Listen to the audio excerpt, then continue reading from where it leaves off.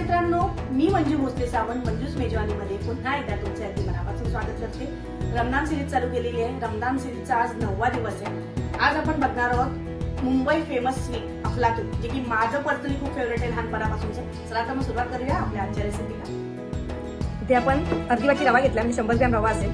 ज्याचे ते 200 ml दूध घेतले आपण, 200 ग्रॅम खवा घेतलाय आपण, अर्धी वाटी साखर, 100 ग्रॅम साखर असेल, 100 ग्रॅम दूध पावडर, अर्धी वाटी दूध पावडर आणि अर्धी वाटी तूप घेतले आपण, घरचं तूप आहे, साधूक तूप, आणि बदाम किंवा पिस्ता कुठले याचे काप ड्रायफ्रुट्स घेतले आपण डेकोरेशनसाठी।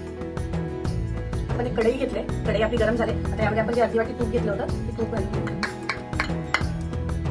तूप आपलं गरम झालं तुम्ही बघू शकता। यामध्ये आता आपण अर्धी वाटी जो रवा घेतला होता तो घेऊन 8 ते 10 मिनिटं मंद गॅसवरती व्यवस्थित असा गोल्डन ब्राऊन होईपर्यंत भाजून घेऊया। 8 ते 10 मिनिटं मंद गॅसवर व्यवस्थित असा आपण गोल्डन कलर येईपर्यंत भाजून घेतला रवा। आता यामध्ये आपण साखर घालून घेऊया, ही अर्धी वाटी घेतली व्यवस्थित असं साखर टाकले। आता आपण दूध पावडर घालून घेऊया आणि 7 ते 8 मिनिटं मंद गॅसवर व्यवस्थित असं कंटिन्यू हलवत राहायचंय।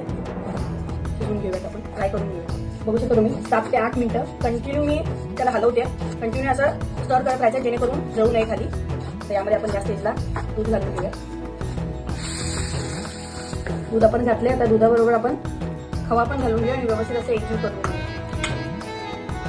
खवा पण आपण घालून घेतलाय। आता याला तेल सुटेपर्यंत आणि घट्टसर अशी कन्सिस्टन्सी येईपर्यंत बर्फीसारखी आपण याला कंटिन्यू हलवत राहायचं आपल्याला। बघू शकता तुम्ही तूप कडेने तूप सुटत चाललंय व्यवस्थित, म्हणजे आपलं डन झालेलं आहे। आता आपण ते काढून घेऊया। एक ब्रेडचा टीन घेतलाय, त्याच्यामध्ये आपण ग्रीसिंग वगैरे करून घेणार ना, कारण की तूप ऑलरेडी इथे एवढं जास्त आहे। ते घालून घेऊया ब्रेड। तूप बघू शकता तुम्ही, तूप रिलीज झालंय मस्त असं। याला असं हलकंसं प्रेस करून इव्हनली स्प्रेड करून घेऊया।